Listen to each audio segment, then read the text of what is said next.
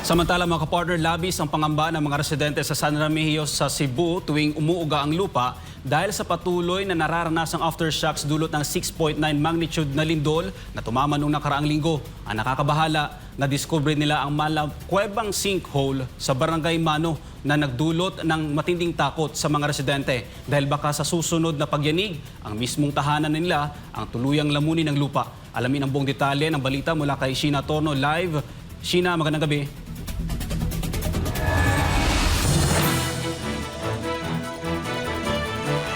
Almar, magandang gabi. Patuloy nga dito, partikular sa ating kinatatayuan itong San Remigio sa Cebu, ay patuloy na nakakaranas ng mga aftershock. At tuwing nakakaranas sa mga aftershock, ayon sa mga residente, nagkakaroon o may mga nadidiskubreng mga panibagong sinkhole.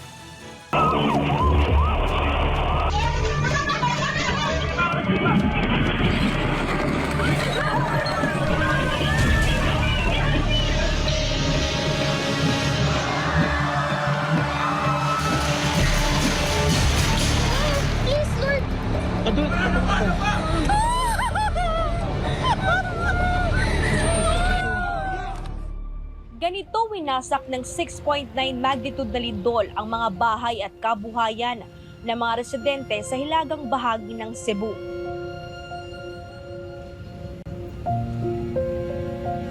Sa loob lamang ng ilang segundo, naglaho ang mga pinaghirapan nilang tahanan, wasak at hindi na mapakinabangan pa.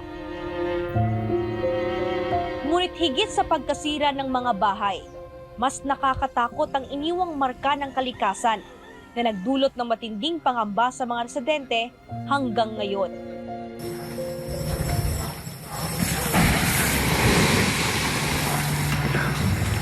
Grabe, bangag. Isang malakas na nagundong ang umalingaw-ngaw at nakuhanan pa ng video ng mga residente sa labas mismo ng kanilang bahay, kasunod ng malakas na pagyanig ng lindol sa norte. At sa gitna ng takot, ito ang bumulaga sa kanila, isang napakalalim na butas sa lupa. Ganito katindi ang iniwang pinsala ng 6.9 magnitude na lindol dito sa Sitio Sansan, Barangay Mano, San Remigio sa probinsya po yan ng Cebu.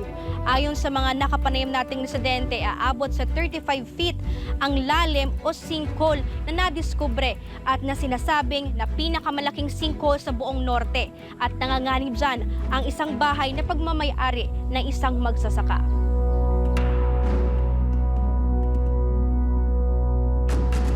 Suka sa akong pagkabata, haraw pa rin matabo. Daghan linog ang mga agian. Pero hinay, ganit kinakusugan. Mag-uol mo eh. Maungkag ng pagpuyo. Konkrete ko ang mumbahay ta.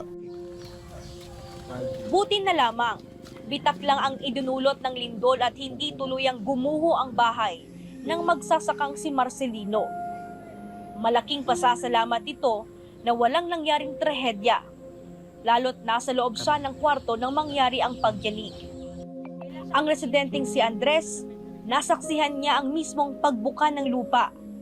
Kaya ganun na lamang siya kaalerto tuwing nakakaranas siya ng aftershock. Kami kuya wag yan ako. Pasalamat din ko nga wag ay mapil kong payag. Kulbay kayo. Nung basog lang ko ba nga. Basin sa matabo. Salamat ko nga. Nadto ko rin to. Ang senior citizen na si Aling Margarita, trobang inabot dahil sa malakas na lindol.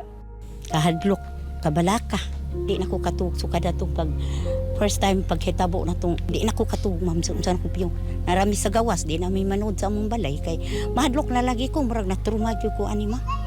Kay nagkurog jud ko ang tukaron. Kanang every aftershock. Pero hindi lang pala isang sinkhole ang nadiskubre sa Barangay Mano sa San Remigio. Batay sa datos ng Cebu Provincial Disaster Reduction and Management Office itong Oktubre 7, aabot na sa 5 ang mga sinkhole. Ang nakakagimbal sa lahat ng nadiskubre ng mga residente ay ang panibagong sinkhole na malakweba umano sa laki nito sa ilalim. Una, pagtingin namin, maliit pa lang to, parang planggana pa lang siya kasing laki ng planggana. Ngayon, mga ilang araw na lumipas, mas lalong lumaki na siya. At tapos, yung nadiskubre nyo, Parang ano siya, malalim talaga. Parang kuweba siya, nga tunnel ba? O lumaki, malawak ang ilalim. Yung butas, maliit pero malawak ang ilalim. Pangamba ng residenteng si Israel na baka sa susunod na araw ay mismong tahanan na nila ang tuluyang lamunin ng lupa. Nakabahan talaga kami, ma'am. Doon kami natutulog din sa malalayo o doon na kami sa kalsada, sa itaas.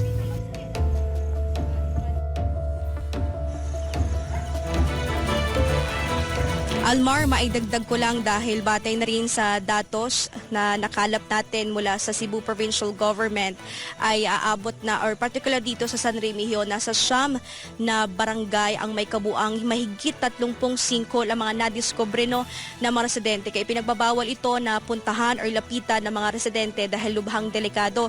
At ngayon nga, panawagan na lamang ng mga residente dito ay bigyan na lamang sila ng mga tent o di kaya mga tarpaulin na maaari nilang gamitin dito sa labas ng kasada, at dito rin sila natutulog mga kapartner, at dito rin sila nagluluto upang makaiwas na bumalik sa kanilang mga bahay dahil sa posibleng aftershock. Balik sa iyo, Almar. Sheena, isang tanong lang, kumusta yung mga daanan dyan, yung mga kalsada? Kasi base sa huling tala ng NDRRMC, nasa 10 tulay ang nasira sa buong Region 7, tsaka nasa mga 4 na kalsada ang nasira. So kumusta yung pagpunta ninyo dyan sa lugar? Hindi ba kayo nahirapan?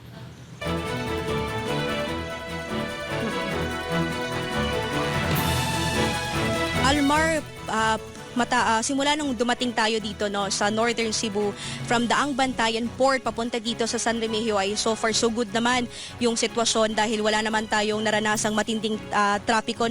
At yung mga kalsada naman, may mga nakikita rin tayo, may mga bitak, pero iniiwasan naman ito ng mga ating mga kababayang mga biyahero. At partikular dito sa San Remigio, ayon kay Mayor Marcelino, nakapanayam natin siya kanina, 2 bridge or 2 tulay dito sa San Remigio ang nagkaroon ng kumbaga ang naapektuhan dahil nga sa 6.9 magnitude na lindol, at pansamantala mo nang hindi ito maaring daanan, or yung may isang way lang na hindi pwedeng daanan ng mga biyahero. Pero Almar, pagdating naman sa trapiko ay hindi naman ito, or wala naman tayo naranasang matinding trapiko dahil sa mga bitak na naging epekto ng lindol. Almar.